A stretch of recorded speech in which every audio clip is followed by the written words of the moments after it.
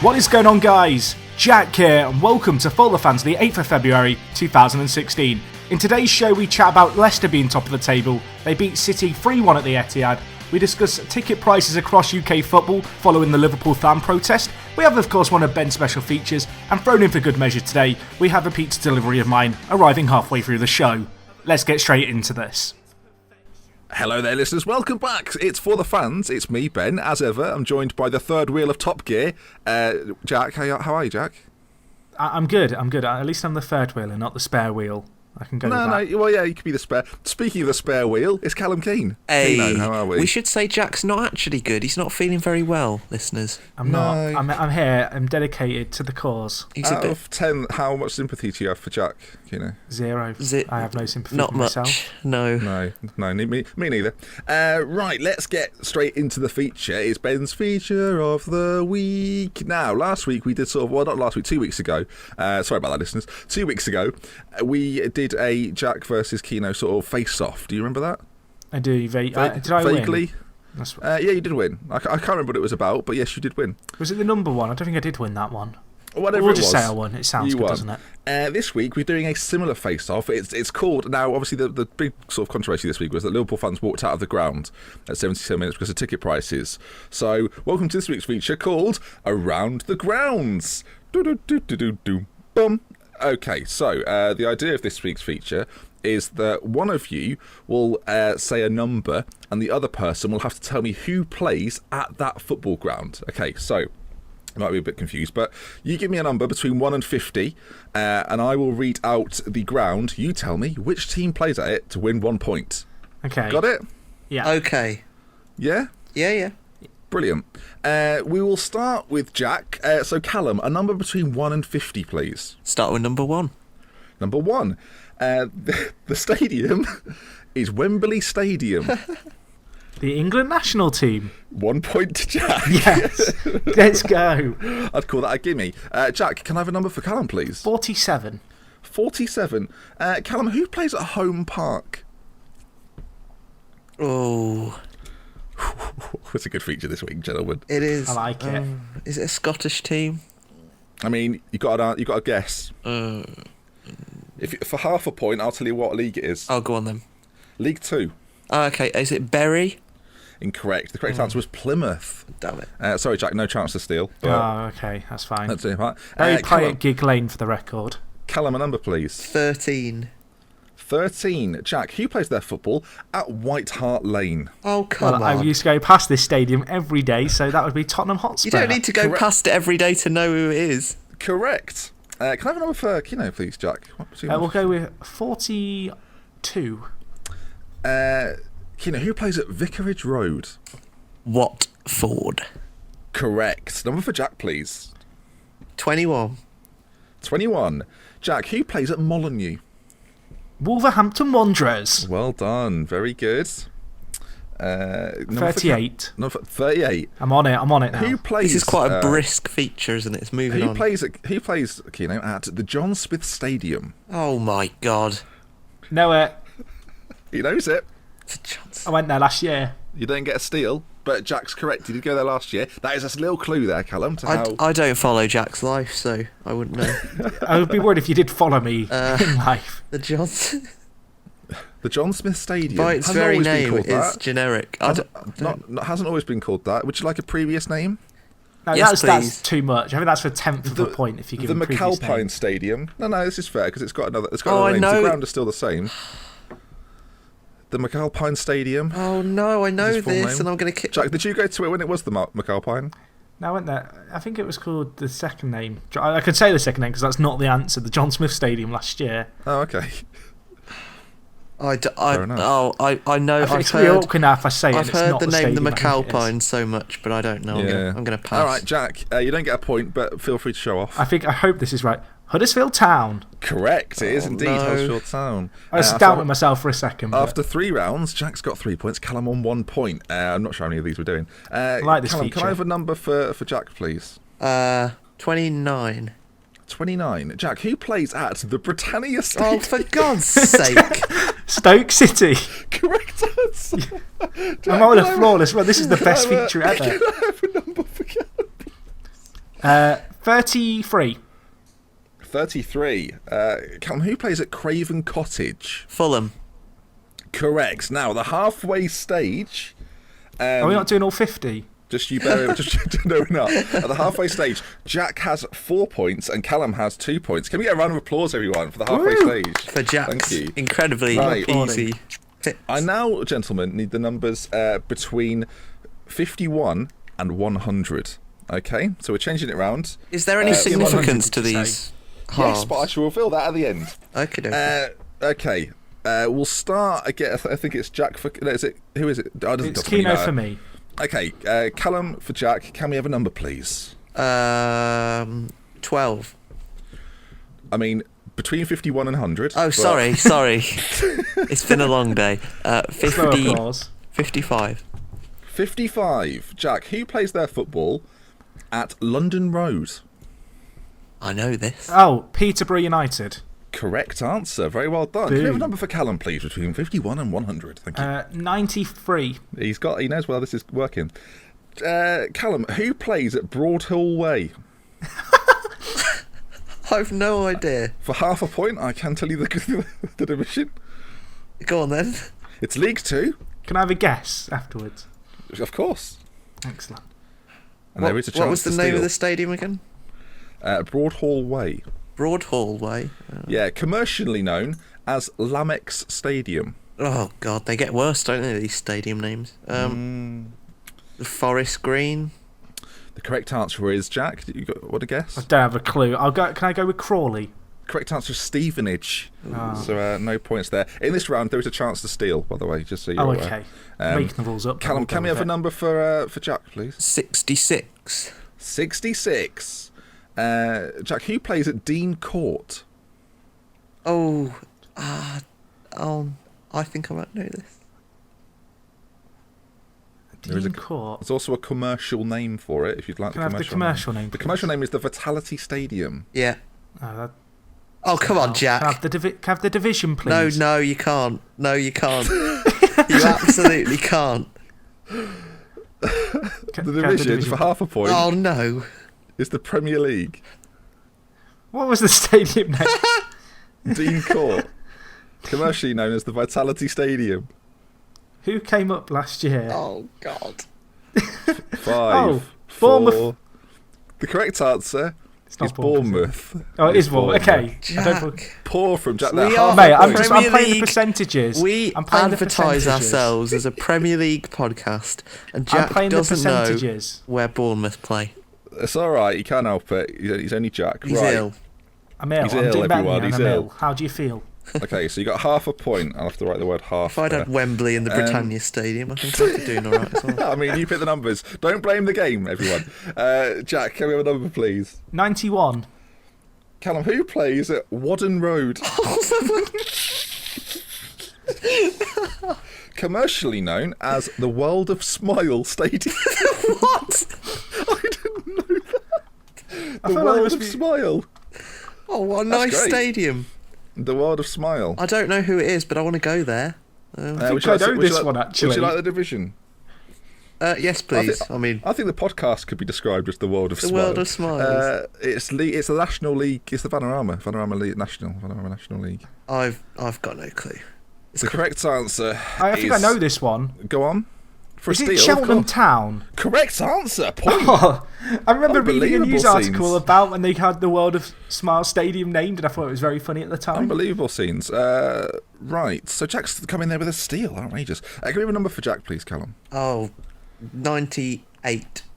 Very well done. Jack, the Globe Arena. Globe Arena. I mean, it sounds good, doesn't it? Does it have a commercial name or? No commercial name. Just the Globe Okay. Arena. You don't need a commercial name when you're known as the Globe Arena, Jack. Let me tell you that. Can I ask for the division? The division is the Vanarama National. Ooh. No, it's League 2. Sorry, I lied. League 2. Oh, you're lying to me now. League 2. We'll go with Sort of Tier 19 stadium. Bristol Rovers. The correct answer is Morecambe. So no points there. Back to Callum. Jack, can we have a number, please? 98. Just I said said that. 98. We've just 99. had 98. We've had 99. 100. 100. We'll go 100. Callum, who plays their football at New Bucks Head? That sounds like a pub. I know this. Yes, you do I know do, this. because it's right by me, Telford. That's a point. Yeah. Very good. It's so easy when you know them. Don't say we haven't got knowledge, listeners. Jack, now this is the final one now. So, Keno, can we have a number for Jack, please? What's the scores on the doors? I'll reveal that at the end. Number for Jack, charge, yeah? 74. Jack, who plays at Kenilworth Road? Oh, I know this. I can I know steal. this as well. Kenilworth Road. There is a point. I and half a assume if point. Keno knows it, it must be local to him. Oh, No. look, Callum, just say yes, mate. Can I have the division they're in, please? The division is League 2. Kenilworth Road. You should know this. Should I? Yeah, I think you should. Does it have another name? No. No. Does it have any old names? No. Well, it might do, but it's always been known as this, as far as I'm concerned. Yeah. Okay, well, I'm going to have to just completely guess. I'll go at Bristol Rovers. Incorrect. Callum to steal. This is a very important steal if you can get it. Steal the Hatters. Luton. Correct answer. Yes. Point. Right then. Final one now, Jack. Can you get a number for Callum Keane? 82. 82. Who plays at Blundell Park? Oh, no. Jack Yes! knows. Jack I stealing. know this. I've scored on this ground. Wow. What? Can you tell us the story of that? I mean, I'll we'll tell you get the to that in a story moment. after this. It Just in case you give it away by the details of your goal. was a great goal as well. Halfway line. That's a clue, Keno, to be fair. What he's just told you there is a clue. Blundell Park. Is it Lincoln City? Incorrect. That's I in mean, if Salt Bank. Lincoln fans are listening, they are now they're Yeah. coming for you. That's all I'm saying. I'm It's not sure how Grimsby many Town. Lincoln fans are listed, I'll say that much. Jack, who is it? Grimsby Town. The correct answer is Grimsby Town. What were you doing scoring a goal at Grimsby? So I went for an exhibition match there at half time. were you invited? Yeah, I It's was because of this actually. podcast. Personally, Is it 'cause of this they're like, we want you to play. But so we were playing, but it was quite funny because they introduced us as a team from Lincoln, and the two teams playing were Grimsby Oh. Town and Boston United. Boston, Oh, that's mate. it. You had the two rivals of Lincoln playing like against each other, and they were introducing this team as, it's a team from Lincoln. But yeah, scored from the halfway line. So at what point did you figure out how this was working? As in, The numbers. yeah, Immediately, when number one was Wembley, it's done by capacity or something. it is. Well, it's done by. Yeah, I think it is done by capacity. There's a few That's errors why I in went with there, high but, numbers yeah. all the way through. But yeah, so yeah, obviously 2 would be the Old Trafford, 3 the Emirates, but you didn't go for the 90. Jack works it out, you see. Hence, he just kept going for 90. I didn't. 90 and 50. Like Yeah, high 40s. Callum went for 13, which was an error because White Hart Lane wasn't that difficult. So good, that brings us to the end of the feature. The scores on the doors are Keno with 4 points, but this week's winner with 7.5 points. It's worth the space, everyone. Well done, Jack. Oh, thank you. Congratulations. Can we get Here can we a all week. clap or just no one clap? Okay, None, let's get on with none today's from show. me. None from me. None from you. Did you enjoy the feature, everyone? I look, best feature we've done ever. Oh, what's a dig. Right then, there's only one place to start. There was a title clash at the Walker. It wasn't at the Walker Stadium, was it? It was at the Etihad, actually. Is it still known as the Etihad? It's not even the Walker Stadium. It's not, well, it Etihad. is in my mind. I wouldn't have got a point for that. I would have got half. But no, at the Etihad, Manchester City welcomed Leicester, and Jack, it was a surprising result, wasn't it? I mean, where do you start with Leicester this year? Or was it a surprising result, actually? No, I've see, I flown was- there. Was it surprising? It wasn't I as mean- surprising as I thought it could have been. No. I think the nature of it perhaps was. I don't think anyone expected Leicester to be 3-0 up against City with 60 minutes on the clock. Yep. Yeah. I agree with But that. then agree as soon with as the hoof goal went in, you kind of just shrugged your shoulders and went, well, here we go again, it's happening again. unless you're about to win one of these games. You expect them to win, but you almost don't expect them to win. And what I mean is they've done it so much this year that at this point it is expected. At the same time, like that part in the back of your mind just says it's Leicester City playing City. They shouldn't finish like this. Mm-hmm. Yeah, the turnaround from where Leicester were a year ago is it's incredible. It's nothing short of incredible. Robert Huth got 2 Kino. Did you have him down as? Did you have a bet on that? Absolutely not. No, but you kind of touched on it at the beginning there. Did you think it was a shock, or was this almost coming? I mean, they'd beaten Liverpool in the week. Vardy scored a screamer. Well, I think it wasn't a shock, really, for a number of reasons. Partly because if as a neutral you were trying to pick a style of play that Leicester would best sort of match against, you would have picked the way that City played during the game. Yeah. Because they had the fullbacks pushing on a lot, which gave room for Mahrez and Albrighton to break very quickly and have a lot of space. They had 2 incredibly slow centre-halves in Otamendi and Demichelis playing. And with Yaya Toure in the centre, they had half a midfield. The one half was functioning and the other half refused to track back. Who was the other half? Fernandinho. Oh, I thought you were going to say Delph. Actually. Well, no, because Delph was playing out on the left-hand side, I presume in a bid to combat Mahrez. I just thought you were complimenting Fabian Delph there, and I couldn't quite believe my ears. No, of course not. No, okay. But the point is that the midfield was, every time Leicester broke, Toure was jogging back. Fernandinho had his work cut out in the middle, because they both play with sort of 2 main central midfielders. Delph was out wide to try and cope with the wingers, but because their fullbacks pushed on so much, it sort of left it quite open. And I think that City really... I don't really think there was any fault of Pellegrini tactically. It's just the players he has at his disposal got it wrong. Well, you mentioned the players he's got at disposal. Do either of you think that City missed Kevin De Bruyne? Because I think I watched it thinking it's the sort of game he actually would have done very, very well in. Honestly, I think the biggest issue for City is the centre back area. Yeah. And De Bruyne's a miss, but they have players who can immediately slot in there. The lack of Vincent Kompany is the difference between City being a title-winning team and them being in 3rd place at the moment, for me. I saw some stats. 2 best centre-backs are, Jack? Out of all their centre-backs, Mangala, Otamendi, Demichelis and company, who are you taking as their best 2? Honestly, anyone with company. I'd probably take Otamendi with company. I saw a stat, I think it was during the week, and it was something like, with company, City's win percentage is like 75%, and without him, it's in the last 2 years, it's at 40%. Like the difference that the presence that he brings to the team. And the thing is, we've talked about this before, but it's a position they've thrown so much money at. And I think of all the areas in the pitch that they could afford to have injuries, the centre-back department is just the area where they don't have that cover, they don't have the players who can come in. And people have kind of argued, maybe Demichelis has established himself, Otamendi, not a bad centre-back. But I just don't think either of them coming into the centre-back partnership fills the void that company leaves. Against they may well do against another team, but the way that Leicester play, those 2 were not suited to that style at all. And then again, if you throw in the defence, the way that their midfield works with Toure, who I think he already knows he's on his way out of the club at the end of the year, and just knows he'll be gone and wasn't really trying. Like, if you throw that in on top of the centre halves situation, Leicester just capitalised on that perfectly. I mean, the goal that sticks out was Mahrez's goal, where he almost had free rein to cut in from the left. A lot of space between the 2 defensive midfielders for City and their centre halves. He just ran straight into that and almost just slotted it past Hart with no challenging. That was just indicative of the way that the 2 teams played. I just think that Leicester played the way that they have done all year. I don't think they really changed their style for anyone per se. There was a couple of times they actually did it against City at home over Christmas when they got that 0-0 draw. But they tend not to change the way they play. And I think City actually, the fact that Pellegrini played Delph on the left and in a bid to sort of combat the way that they play, I think City gave Leicester a bit too much respect actually, especially at home.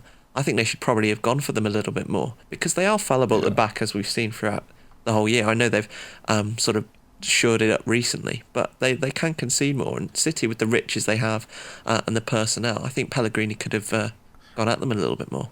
I think, can I just cut in? Sorry, Jack. I think that City are very good when they're in control of a football match, and when they're not, their centre backs are exposed. When City are in control, Otamendi and Demichelis clean up the ball quite well. They can man mark, but when they've got players running at them, and more importantly with Jamie Vardy especially in behind, they're failing to deal with that because the fact Yaya Toure is non-existent in the middle makes it difficult. Not only do Leicester have Vardy, but Okazaki is.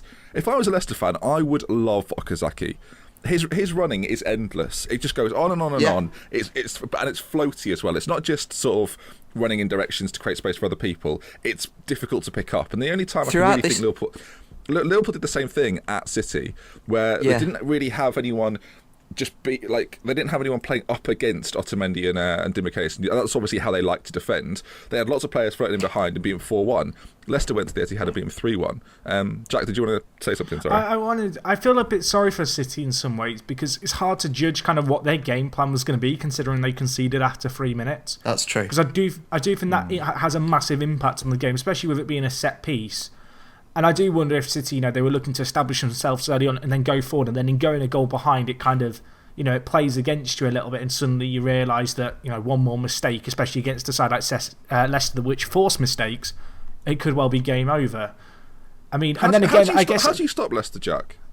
This is the tricky thing. The thing is, when you have a counter-attacking team like Leicester, normally the obvious answer is, well, you just play more defensive, you don't gamble as much. But the issue is, if you sit back against Leicester, as much as they don't necessarily have the quality to dominate games against the bigger teams, against smaller teams who like to, go to Leicester away and will set up to defend, Leicester actually have the quality and the creative players like Mahrez, Vardy and Okazaki to create opportunities that an attacking team would normally create. I think that's spot on, because whenever Leicester play a bigger team, if you take this match for instance, although like I said before, Pellegrini did make slight adjustments, a team like Arsenal or City or Chelsea or United will not in the Premier League set up to defend against any team. They might do in the Champions League, they often do, but against a team outside of the top 6, they will not set up with maybe 2 defensive midfielders and try and contain. That's the best way, really, for a team like that to beat Leicester, because, as Jack says, a lot of the time their defences and their midfielders are so strong that for all the attacking talent that Leicester have, they'd find it difficult to break them down. But whereas when Leicester do play now, teams lower down in the table, they will set up to defend. And against that slightly lower level of quality from those teams, maybe in the bottom half, they have the quality to break through. So it works really nicely the way that Leicester play, because when they play a team like City, they can hit them really fast on the break, which is what their most natural game is. But then when they come to play a team that's slightly inferior to them, they still have the quality to break through. And I think that is actually one of the reasons why they've sort of only lost 2 games this year and they've been so consistent. Yeah. I think Leicester are quite a malleable team. Like, they can very much they play against the opposition they're playing against. I don't feel like there's some teams, and that they are always going to play the same way no matter what team. Whereas I feel like with Leicester, they've got such a flexible side and players who can fulfil multiple roles in a system, that they can they match their opposition, and also with the confidence they're on now. Yeah, I think those 2 things mixed together make them such a tough team to come against. And it was a confident display against Man City. Like, it was like they knew they were going to beat them. They believed in what they were going to do. You wouldn't know which team would win the Premier League recently. I mean, Mahrez's goal epitomised it. And again, we talked about Hoof's goal early on in the first half, scuppering plans. Pellegrini gets his team in, whacks them into shape, makes some changes, and they concede after 3 minutes into the second half. Yeah. I think, and I guess we don't very often look forward to what's happening the coming week, but the one team I now want to see Leicester play against again is Arsenal. Arsenal beat them 5-2, where Arsenal were away and scored 5. And since then, Leicester have only lost once in the Premier League, and that was to Liverpool away at Anfield on Boxing Day, I think it was. And now this time we're going to see Leicester away at Arsenal. And Arsenal fans right now are feeling a little bit fragile to the fact that they're not challenging for the league for like sort of. Do you know what I mean? Have you seen that from Arsenal fans who are now frustrated by the fact that Leicester are on 53 points and they're not right next to them? Yeah. But actually, if Arsenal beat Leicester this weekend, Arsenal go 2 points behind Leicester, but if Leicester win, Leicester go, what, 8 points clear? It's just a bit. Arsenal? It feels ridiculous to be saying that, doesn't it? It's a must-win game for Arsenal. If Arsenal lose it, that is 8 points, and that is a very. And let's assume Tottenham might win as well. Tottenham win, Leicester win. That is a tricky situation. You'd assume City might bounce back as well. It's going to be a difficult time for Arsenal. Okay then, moving on, let's go to Anfield, where it was a very comfortable 2-0 win, Jack. Yeah, Apart from it wasn't, was it? I didn't see anything after the 77th minute, so... No, well, shall we talk about the walkout, though? Because I think the walkout is quite an important sort of topical thing to talk about. And speaking as someone obviously doesn't go every week, but I fully support the fact they're doing it. I don't know if you guys agree or disagree, really. Oh, yeah, I think it's ridiculous. And the whole thing about how they've tried to gloss over the whole ticket prices by saying some are cheaper. It's something like 200 seats a match day are cheaper. Yeah. I think it just reflects the general trend. I mean, Arsenal and Man United, the gracious clubs that they are, have frozen their prices this year. But very recently, 19 out of 20 clubs voted to not cap away prices at £30 or less. And it's although obviously the issue that they focused on was the £77, there is only a couple of hundred tickets, I think, like you say, that were actually that price. But I think it's good in the sense that it's just drawn the issue of the ticket prices, which the clubs do not need to charge that high. Absolutely not. You've got a season ticket, Keno, at Villa. Yeah. At what point would they have to set the price for games where you would support a walkout at Villa? Where's your cut-off? Where do you think that's ridiculous? Is it already past it? I mean, and I think this is the thing for most clubs in the Premier League. It's all about those Category 1 games because a lot of the time, I mean, I can't remember exactly what I pay for my season ticket. I think it's over £500 a year. But the individual ticket prices of like the Category 1 games for obviously Champions League clubs, those Champions League games, they are, as you've seen with the 77, they are the ones that really hit the quite ridiculous prices when you consider that you're getting 90 minutes worth of entertainment, comparing it to other kind of forms of media and going to things live.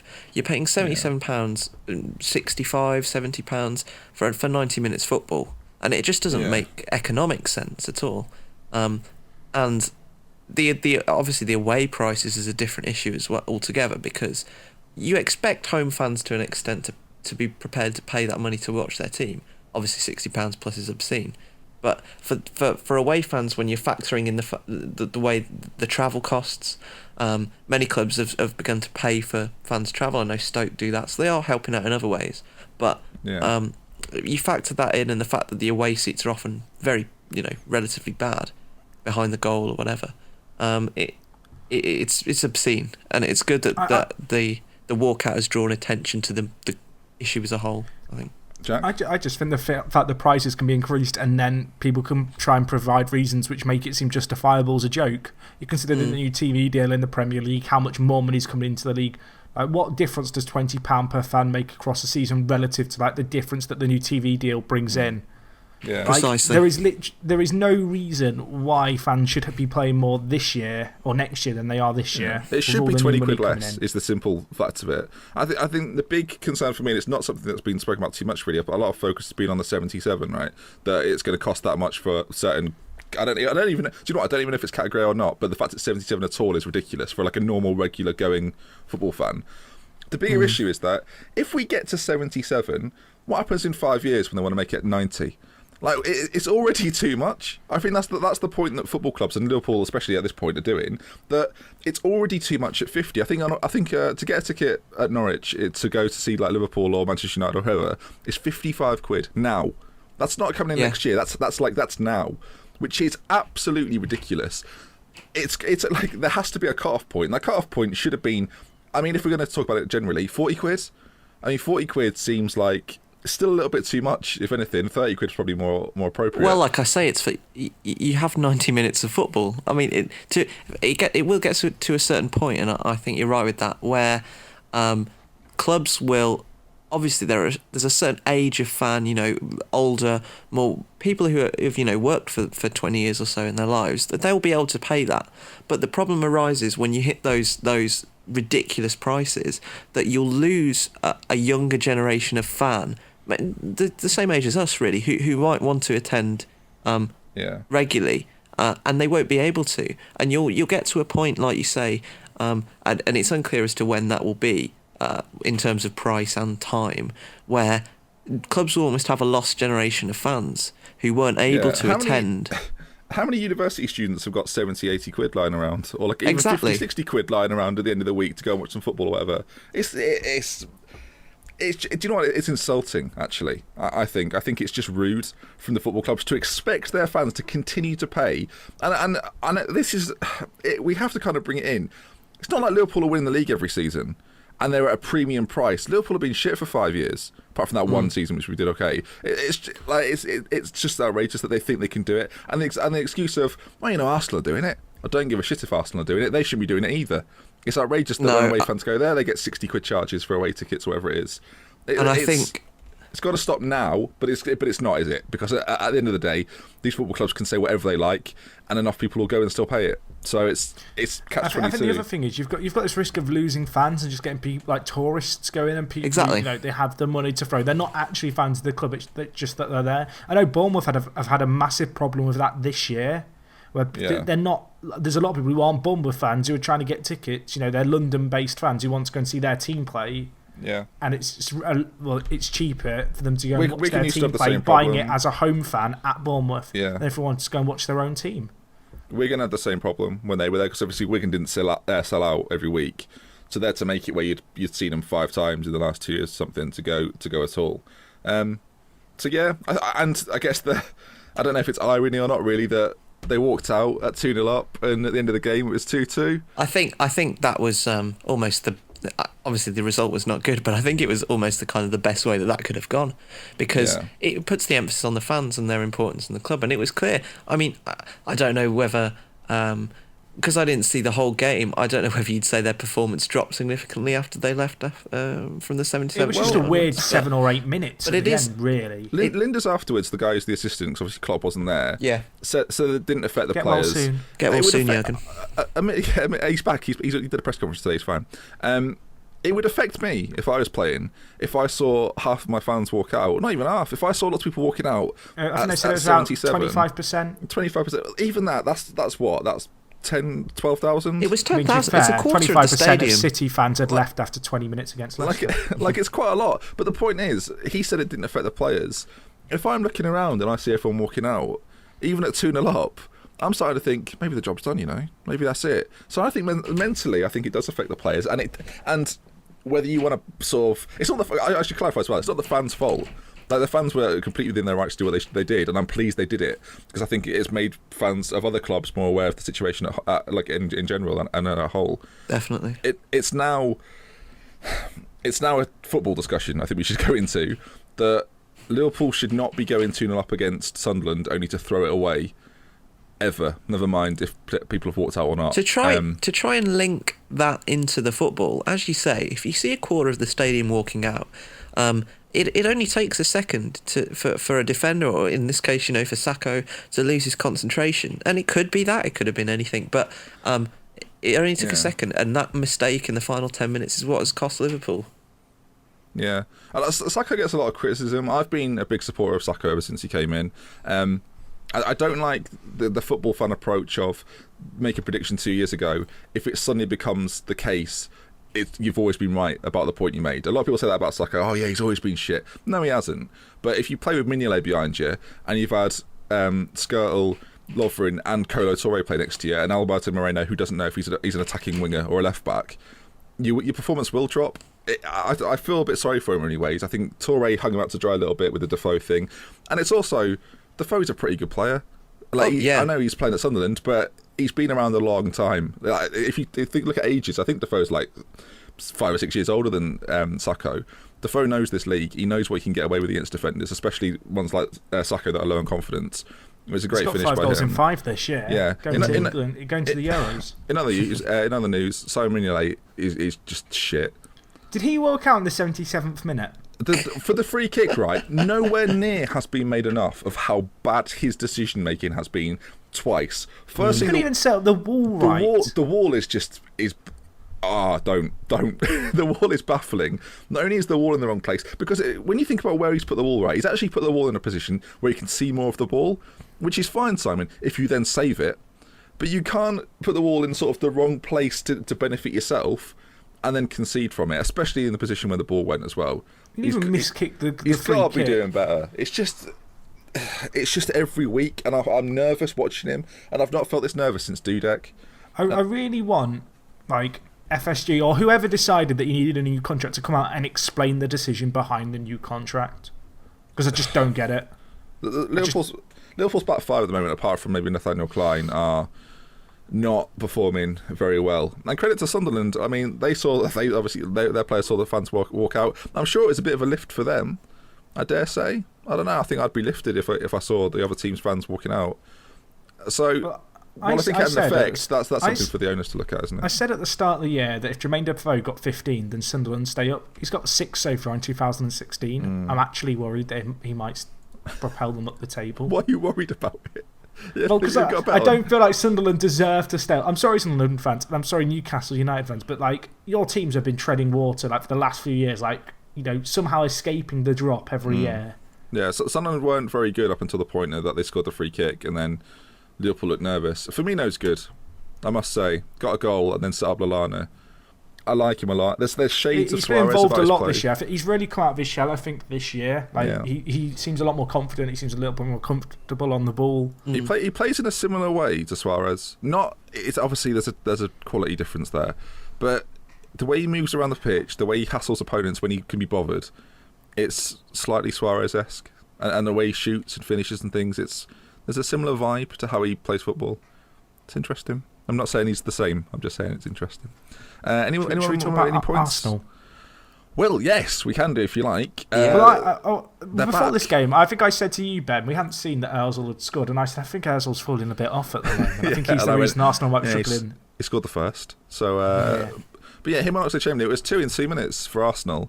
I think for Bournemouth, that must be a bit of a sucker punch, right? You know, if you see your team concede, or you're playing in the match or whatever, and you concede 2 in 2 minutes, you feel like it's gone almost. The Arsenal performance was akin to, you know, like an Olympic sprinter in the sort of heat, sort of sprinting off for the first sort of 60 metres and then sort of Bolt style just sort of winding down and just doing enough to get through. I thought it was a really professional performance from Arsenal, actually. And they'd not won in 4 before that, so it was very important that they got a result to keep their title hopes alive. I mean, they're still 6 points off the top now from Leicester, so it's I mean, and they have to play them, as you mentioned earlier, quite soon. So it was very important they got a result. I thought it was quite a professional performance. It wasn't amazing, but it should be said that a lot of people. I mean, the trendy thing to say about Petr Cech was that he'll save sort of 10 points in his signing. And there was a period right at the very end when Bournemouth had a flurry of chances where a lesser goalkeeper, a Simon Mignolet, say, might have lost concentration. And he was on point, and they managed to get through. They just did a job, and it was quite impressive because it wasn't a very Arsenal result that you'd expect.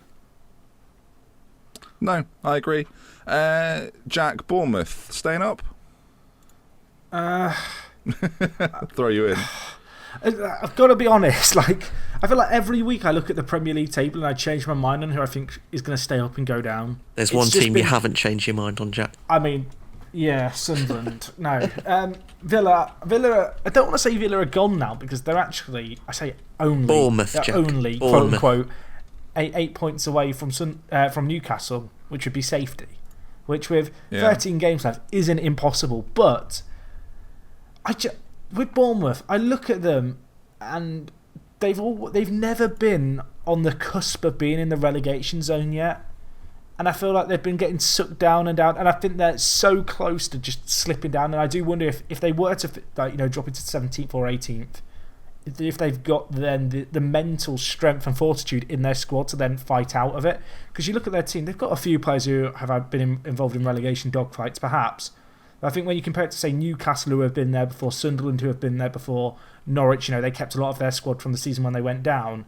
It's a bit of a venture into the unknown for Bournemouth, and I do wonder if that pressure could be a bit too much. Yeah, no, I think they're going to have to be very careful. And it's difficult for Eddie Howe because the expectation at the start of the season is just it's sort of the football manager thing, isn't it? Be competitive while essentially potentially getting relegated. But I don't know. Looking at the table, you think they've still got a very good chance. 28 points. They're only 2 points behind Chelsea. Like Chelsea could still go down. It's still quite a fun dig, isn't it? It's never going to get boring. The thing is, Chelsea have been in form lately, allegedly, and they've drawn a lot and not won that many. And of course, we'll get on to their results. And they're shortly, still not sure. clear of the. But they're still not clear. They're on 30 points after 25 games. Like, I mean, I don't think they're going to get relegated, but you can't say they're safe. It's a weird. I say that Liverpool only 5 points ahead of Chelsea, so it's to touch on Bournemouth. Like, I think it's interesting what you said about the expectations because obviously, as you say, coming into the Premier League this season, not much from the fans, I think in particular, was expected of them. You know, they were obviously the fans would want to see them play good football and compete, like you say. But then as they throughout from sort of November onwards, they started to pick up and they had a good string of results and they pulled themselves clear. And I think that sort of maybe artificially raised the expectations of the fans somewhat. And it'll be interesting to see if I think they probably will stay up. I think they've got enough points built up already to mean that even if their form does fade a little bit, they should still be able to scrape over the line. But it'll be speaking of that, sorry, Kino, the next 5 games they've got. This could as I was going to say, they've got They've got 5 in all, like 5 that, like, if they win 3 of those, you think they're in a pretty good spot. They've got Stoke at home, Watford away, Southampton at home, Newcastle away, Swansea at home. From that point onwards, they play Tottenham, City, Liverpool, Chelsea, Everton, and Manchester United to like at the end of the season against United. There's a few others in there, but I'm saying they've got 6 or so very difficult games before, sort of after this nice patch, if you want to call it that. That's kind of my point, I guess, about I think if they're in 17th or 18th in the next few weeks, I'm then very, very worried for Bournemouth. If they can maintain a bit of a gap, I think they'll be okay. Yeah. It was like Norwich a few years ago, wasn't it? Where Norwich were safe for a long time. They had but an knew awful that they had run. Liverpool, Arsenal, Chelsea, Manchester United, and it was like, oh, you don't want that coming towards the end of the season, and Norwich inevitably went down. So I was saying essentially Bournemouth need to be all but safe by April, and if they're not, then it's going to be nervy times. Well, speaking of April, a team that probably isn't going to be safe by April, but did get a win, Villa. Lovely segue. I mean, I'm going to. You take the stage now, Mr. Callum Keane. I'm going to vacate the stage. I mean, I'll sort of sit to the side of the stage. What do you want to know, boys? How do you feel? As I tweeted I feel like this you, is some kind of counselling we could do now. How do you feel? I was extremely excited about the Mark Bunn derby. With his former club arriving. Not the Lambert derby. You tweeted me about that, and I enjoyed it. I guess it's kind of the Paul Lambert derby, isn't it? That's true. The Mark Bunn / Paul Lambert derby. I think probably the only team, maybe Sunderland, but we lost to them as well. The only team in the league that are probably as bad as us. It was for maybe 70% of the game. It was very poor. Both teams were fairly average. I wasn't very impressed by. Obviously, Norwich has spent quite a bit of money in the transfer window. We'll get onto that as well in a minute. And I wasn't particularly impressed by some of their new signings. Naismith was largely quiet throughout the game. I actually thought our defence handled him quite well. It's quite interesting that since Ali Sissoko has come back, teams aren't targeting our left side as they were when we had Hutton playing out of position, a left back. Sissoko is one of the best defenders in football. So Moreno. Do you actually think that? Because I don't know sometimes with you. No, I don't actually think that. Okay. Although I do wonder at this current moment if Sissoko could do a worse job than Moreno has defensively. I mean, he could probably do a worse job, yes. He probably could do a worse job. Would he have given away the penalty against Norwich? Okay, good question. Don't know. He didn't give one away this week, so I think he's better than Moreno by that logic. He didn't give one away this game, and Joleon Lescott sort of popped up as he has been doing recently. I don't quite know why. It's ever since you got his answer. The motivation he's got since you knew on one of the features. Oh yes, that I was referencing him. Yeah, he's back. He's back, Kino. Renewed. He's seen the loyalty from the Villa fans. They still know who I am. And I enjoyed the other thing I enjoyed from this game was Gabby Bonhol's first start since November. Maybe he started against West Ham as well, but he'd not played much until this game. Did you see Gabby's post-match, Kino? Yeah, I enjoyed that interview. I also enjoyed the tweet after the game that was saying that goal's for the haters. I hope it's ruined your Saturday.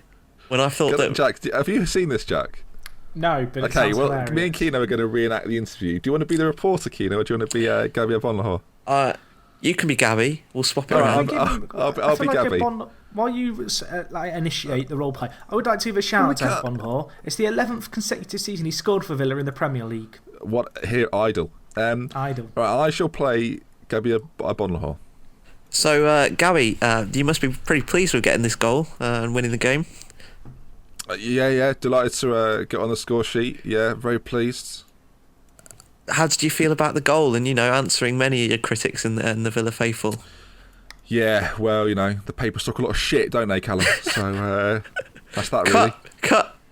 And you just see Lescott laughing to his side, just like, oh my word, Gabby Bonlahor just said shit on the TV. It was, So you've not seen that, Jack? It's a lovely kit. I have seen that now you mention it, but I didn't see it with context. I feel like your role play right there has transported me to the situation. I feel like I was in the press booth at the time, if I'm honest. Yeah. It needs no context. More, Callum? No, I was going to say it needs no context. But we just saw about Bournemouth there. A team that are very much in the battle already to stay up are Norwich. Deary me. The fans aren't happy, Jack. They're not happy at all. You've got relatives that are fans. I mean, the issue I have with Norwich is some fans seem to think they've done really good business this January. I don't think they have. Oh. I just... Edgy. Edgy enough for you? I think they're going down. I just don't... There is no spark in that team. I think that's the biggest issue now. From what I saw during this match, it was... I think Mbakani was probably their best player. And they were very, very... I mean, both teams were pretty toothless going forward, but Norwich even slightly less than Villa, because when Gabby does play up, he sometimes offers a threat. For the last 5 years, he pretty much hasn't, but we looked slightly more effective than them going forward. Norwich looked very poor. And like you say, I fear that with the signings that... I mean, if you're talking about... We could talk about the transfer window maybe later, but if you look at the business that Newcastle have done, strengthen their squad quite significantly. And then if you're trying to look at the teams that might fill those bottom three, I think so far we're probably the most likely with Sunderland, and then you compare Norwich and Newcastle, and you'd have to say that Newcastle have done the business that would give their squad enough strength really to get them out of the predicament they're in. So I do fear for Norwich. Just quickly on us, like the last 5 games we've won 2, drawn 2, lost 1. God... made quite a bit of a difference, but I think it's too late. And obviously mentioning the transfer window, it was an embarrassing transfer window and quite a depressing deadline day for me. I don't know how you guys felt. I actually think deadline day in general was pretty depressing. Yeah, we can talk about it a little bit now. I mean, not many. I mean, you tend not to expect it, but there were no really big moves. I mean, Stoke strengthened again. Norwich and Newcastle made a lot of business. I think that obviously it wasn't on deadline day, but I think I'd be interested to know what you guys think. I think probably my signing of the window was Shelby to Newcastle, because he's made an instant difference. Can we count Guardiola? I guess that's the real question. We didn't talk about it when obviously we discussed City. I think everything that's been said about the Guardiola to City thing has been said. Oh, did you hear the little rumour about Guardiola, by the way? That if City don't qualify for the Champions League, he doesn't have to go if he doesn't want to. Which, if that's true, that's very funny. The way that's written is funny. Yeah. Oh, by the way, City, not coming. Ha ha ha ha ha. I'm going to go to Manchester United instead. Mourinho's like, hold on a minute. I'll have to go to City then. But he would, wouldn't he? My pizza's here. You keep talking. You do, you guys. Pardon? What happened there? Is Jack all right? Is Jack? What's happened to Jack? Right, I'll tell you what's happened, Keenan. We'll leave this in the recording. Jack has gone to get his Dominoes. Can you believe this, listeners? I don't believe it. We had to pause a moment a little bit earlier on. It was a seamless edit. You won't know about it. But Jack has run off to get his Domino's pizza. I'm back, but they're coming to the door soon, so... Oh, Jack. We just stopped you in there, mate. Mate, I mean, I've come back. I've heard you. Your secret's safe with us, Jack. Don't worry. It's only the third of the year, I promise, viewers. All right. Well, me and Keenan are going to talk about Spurs 1, Watford 0. We will. Spurs 1, Watford 0. Your boys Tottenham, Callum. My boys. Second in the table. They're title contenders. They've overtaken Arsenal. They're ready. They're in the fight. Spurs have lost once in their last 8 games. They've won their last 4. And they continue to grind out results. The loss was to Leicester as well, wasn't it? So, I mean, could perhaps be forgiven on the form that Leicester are showing. I'm not sure that they have quite the sort of inspiration of Leicester to go on and win it. But they're probably the most efficient team in the league in terms of the way that they pick up points. And this game was indicative of that. I thought Watford were actually uncharacteristically poor going forward, and Quique Sanchez-Flores was pretty complimentary the way that Spurs sort of set about them. He did call them animals. He was like, they're animals. He was pretty complimentary about the way Spurs played. And obviously, I think Watford did have a virus in the squad, and they were all ill. Deeney failed a fitness test. Garlo passed one, and Deeney failed one. Yeah. It was. What's interesting to me is that obviously Tottenham have been on a very good run recently, as you sort of picked up on. It's been without the influence of European football. Did you hear Jack's doorbell? Is that Jack's doorbell? That is Jack's doorbell. I mean, keep that in the recording. I never thought Jack's doorbell would throw me off my stride so much in a podcast recording. Tottenham obviously having to deal with European League football coming back soon. Fiorentina is the team they're playing. It's going to be interesting to see how they work that in, because the one team that are without European football currently, obviously, is Leicester. So it's going to be fascinating. That for me is one of the key reasons why I think they may actually go on to win it. So Callum, it's a huge weekend of football. You know, in Arsenal playing Leicester, it's Man City Tottenham. Massive. Huge. And again, we literally spoke about this, that Arsenal can't afford to lose to Leicester, and in many ways, City can't afford to lose to Tottenham. Admittedly, the point in terms of being fourth, they'll be fine. It would start to open. I mean, if both Leicester and Spurs won those games, it would open like a bit of a gap between the top two and the chasing pack. The rest of I think the most interesting results would be if City and Arsenal both win. Yeah. And then the top two will then have lost. Arsenal gain very much on Leicester. City are not too far behind. They'll overtake Tottenham as well. And all of a sudden, you've got Leicester on 53. You'll have Arsenal on 51. City will be on 50, and Spurs will be on 48. And that's very much a top four, but a very close top four. Obviously, it will depend on what Manchester United do at the weekend as well. They probably play West Ham just to make it the most ridiculous weekend of football of all time. They'll probably draw. I'd like to and remind you guys at this point, I said Spurs were going to win the league, and I got laughed at. You also said Arsenal would drop out of the top four. Mate, that could still happen. All I'm saying, 5 points ahead of United. If they lose to Leicester, United win. I'm still banking on Leicester after this weekend not winning again, actually, and just coming fifth. You know, we've been Leicester beat Arsenal, then they lose to Norwich.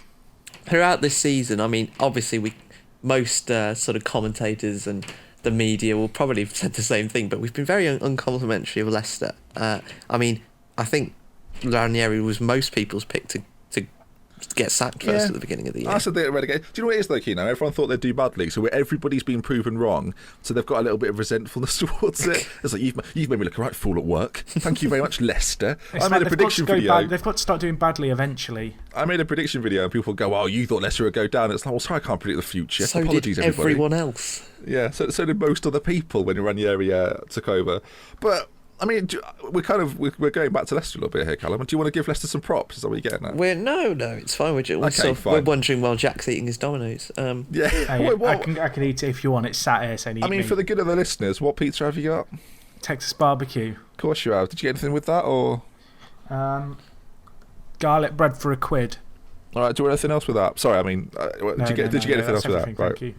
All right, lovely. We'll be there in 25 minutes.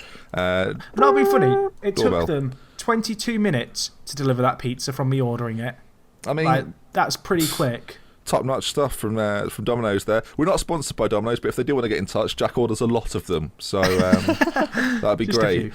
Right then, are there any other games you want to touch on before we move on? Obviously, Everton beat Stoke 3-0. Newcastle got a good win against West Brom, and Swansea Palace has won 1. But is there anything you want to say on any of those particularly? I think the most interesting thing coming from some of those matches, and it's been a bit of a trend really since the turn of the year, has been the way that a lot of this sort of there was a lot of talk about how boosted by the money that's coming in, a lot of the mid-table teams in the Premier League, particularly Stoke is probably the best example, but also Palace, started to kind of really kick on up the league and have made signings that previously might have been beyond them. And then conversely to that, teams like Everton and Swansea, who were there last year, were not performing as well. And recently, Yeah. in the last few weeks, it started to switch around a little bit. Everton, who had sort of been hovering in that kind of danger zone in the sort of just inside the lower half of the table, have begun to Something's kick happened, on. boys. What? I've just been made aware of my own brain. We've not actually even mentioned the words Manchester United versus Chelsea. No. I did Was think it that irrelevant a fixture?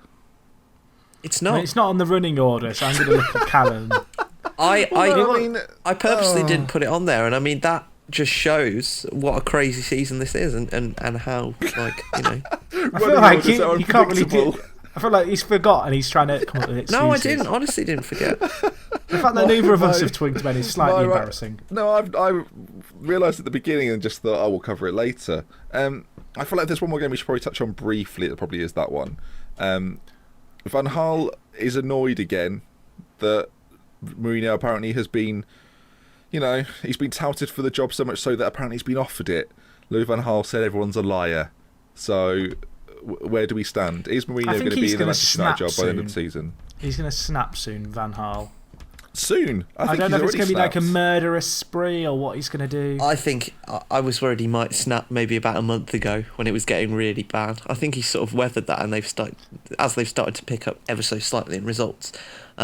His sanity's returned somewhat. Well, they're in the Europa League soon, and actually United's fixtures in the next sort of 10 or so games until they're away at City. At the end of March, they play Sunderland, Midtjylland, Shrewsbury, Midtjylland. Actually, they've got Arsenal. I didn't see that there. Watford, West Brom, and Palace.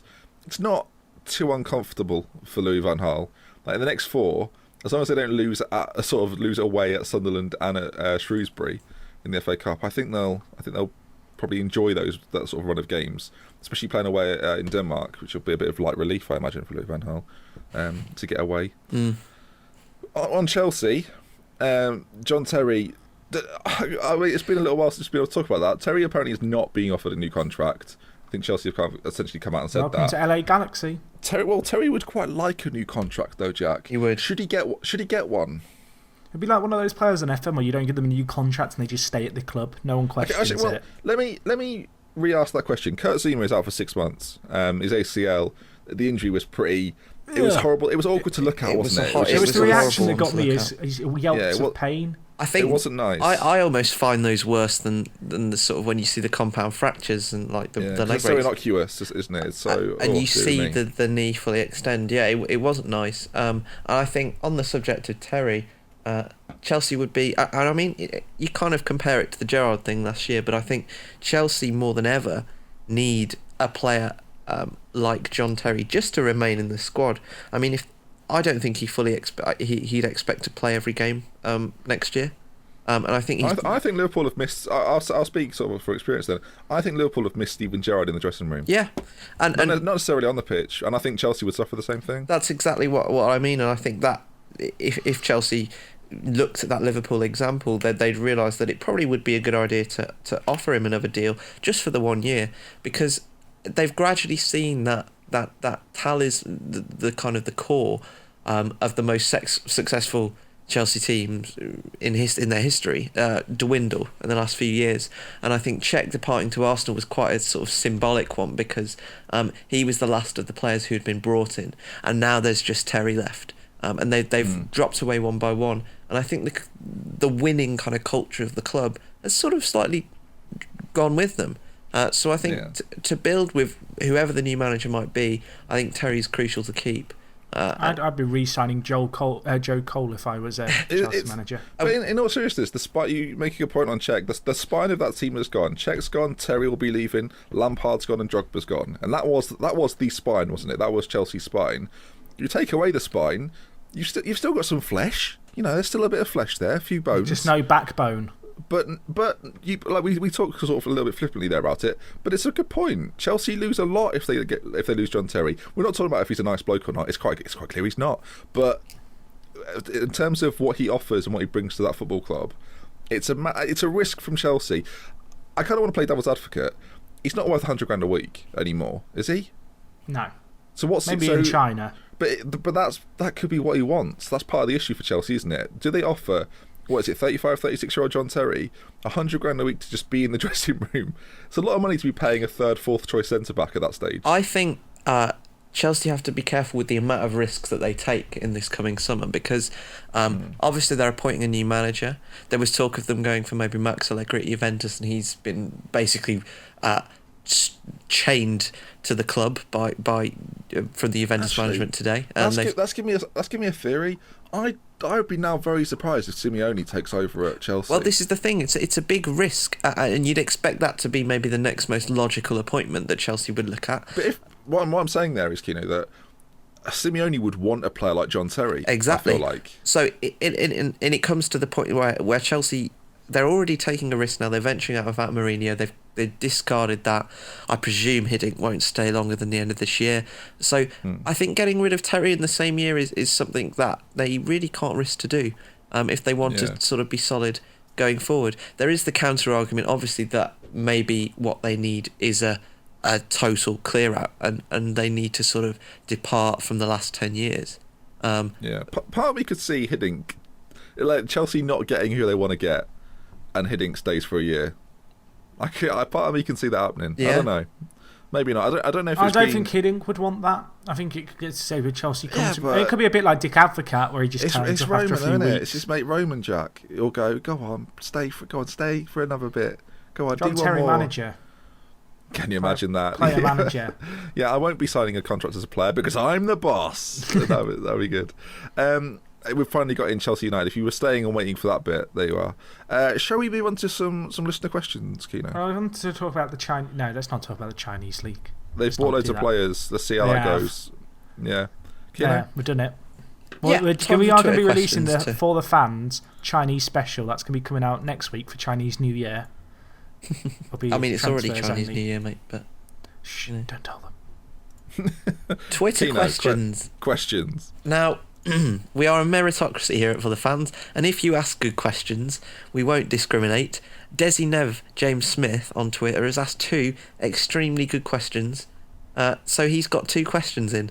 And let that be an example to the rest of you that ask questions like, "Are you going to answer this?" You know, you have the teacher's pet, and it's like, "Oh, he's such a good student. He gets his homework done, and he should be." I should clarify. We get a lot of questions like each week. We get loads of questions each week. Too many, if anything.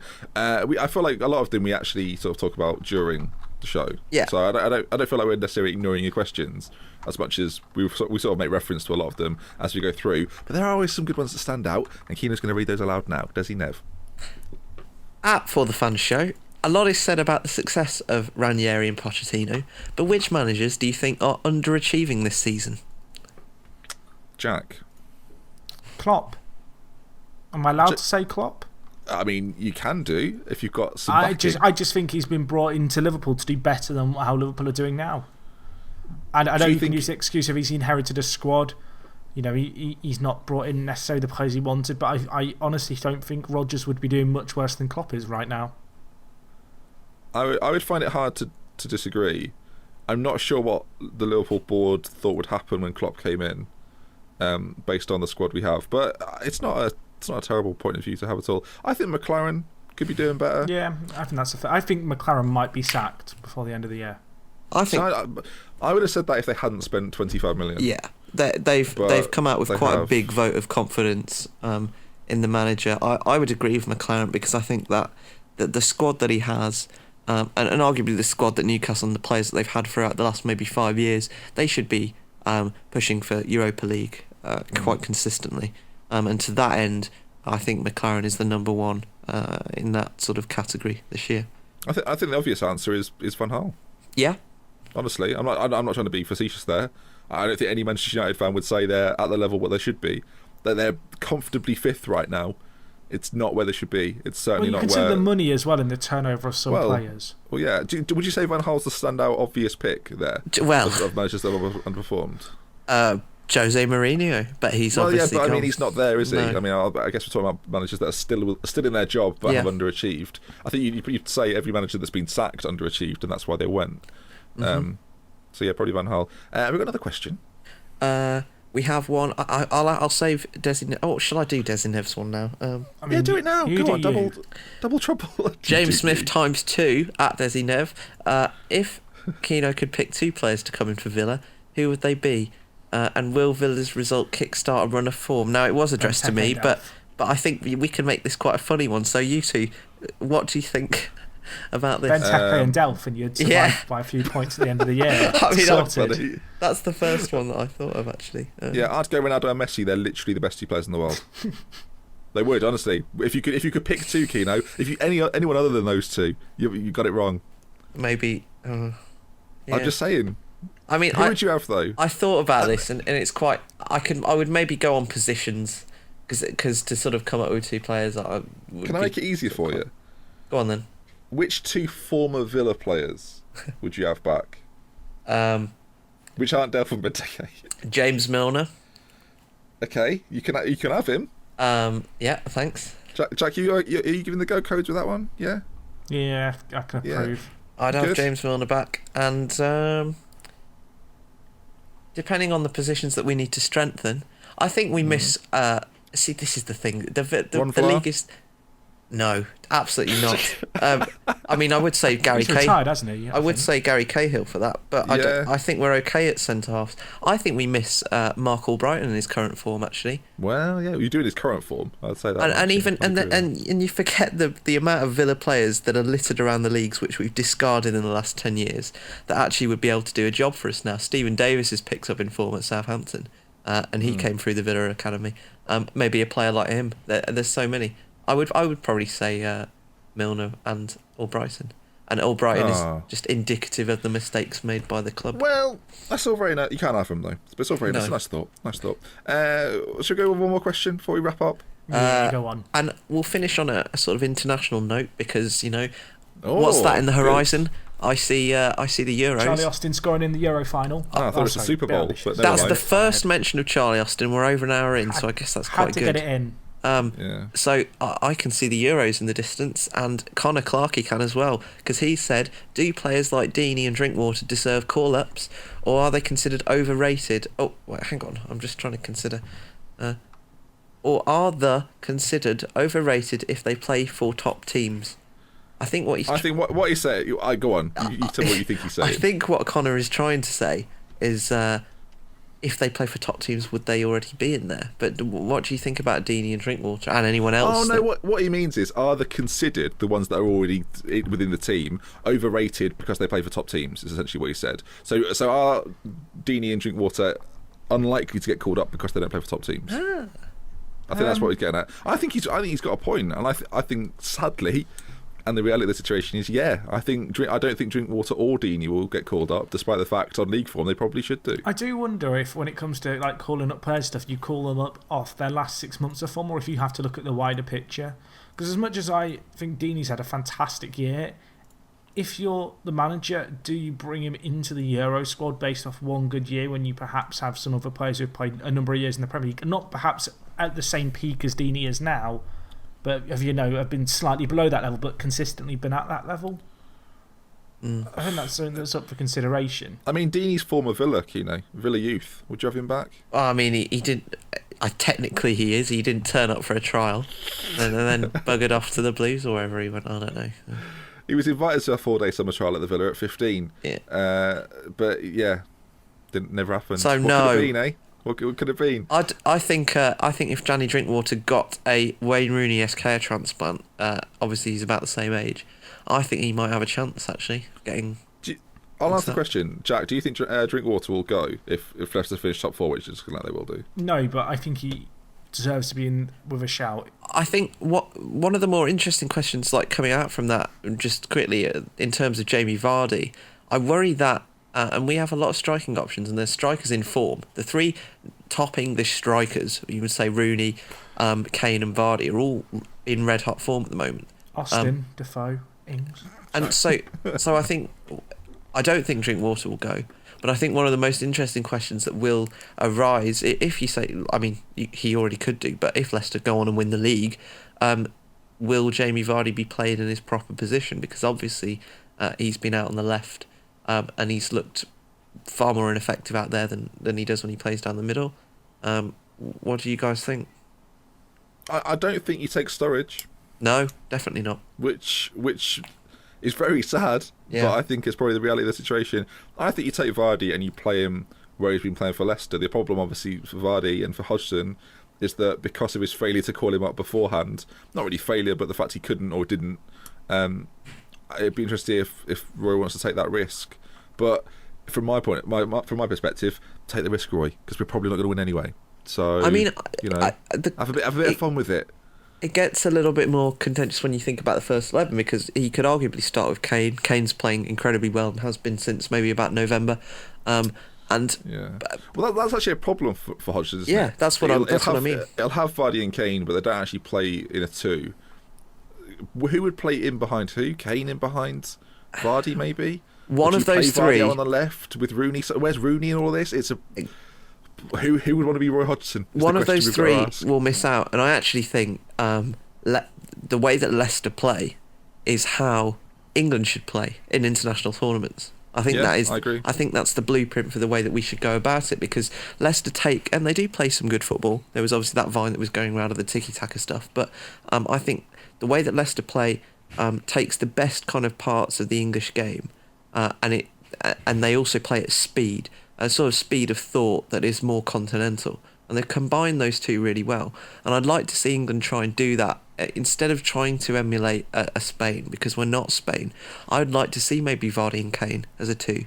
But like you say, Rooney, the factor there just sort of messes it all up slightly. Anyway. If you take Vardy, I feel like you should take Drinkwater and Albrighton. Just because it wouldn't be a terrible idea to try those three at the same time in the same team. And then you try and work it around. I mean, if they win the league, there'll be a lot of talk that should happen. Because why not? Yeah. They'll be the most informing English players. They'll be on a massive high from Leicester. Let's bring them back down to earth with England. That's what I say. Let's ruin their summers. When Tottenham win the league, just bring all their team. Well, that already happens, doesn't it? Really. Well, that will be applied, won't it? If that's how the season ends, it won't be Drinkwater. It'll be Dele Alli. It'll be Kane, and it'll be a different complexion. But to answer your question, I think the England squad will be disappointingly predictable. Yeah, actually, but I guess we'll find out nearer the time. I think, gentlemen, that almost wraps us up. Jack, how are you feeling? The pizza smells good. Brilliant. It's waking me up. Have you eaten some of it yet or not? No, I've not eaten any of it. You've not eaten any of it? I've shown great restraint. Jack's been fighting back the urges for the last 20 minutes. I put it out of arm's reach, so I'm not tempted to lean over. I'll say again, Domino's, do get in touch. If you're on Twitter, do tweet them and say you should definitely sponsor for the fans. They follow me. Well, DM them. For goodness sake. I'll do it now. Good. That's been For The Fans. You can find us forthefanshow.com for all our available links if you want to find out a little bit elsewhere. We're all on Twitter. Kino, what's your Twitter? We might as well shout this out. Why not? It's KE8NO. We'll put it on the Twitter somewhere. Jack's is at JackZia. Spell it, Jack. JKZEH. And I am Dr. Benji, spelled how you'd probably imagine with a Y, not an I. And we're obviously at For The Fans Show on Twitter. You can find us all there. We're usually around. YouTube.com/ForTheFans Show. And obviously we're on iTunes. If you want to rate the podcast over there, please do. And if you want to leave a review, make sure it's nice. From me, Ben, we'll see you again soon. From Callum Keane. Nicey night. And from Work the Space. Domino's, call me soon. We'll see you again soon. We love with care. From For The Fans. Goodbye.